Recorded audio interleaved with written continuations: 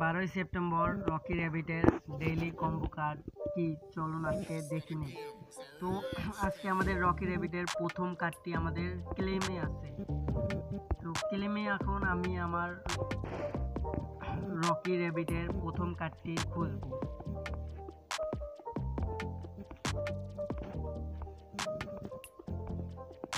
তো আজকে আমাদের রকি র্যাবিটের প্রথম কার্ডটি হচ্ছে রানিং। তো চুজ সুপার সেটে ক্লিক করে দেব।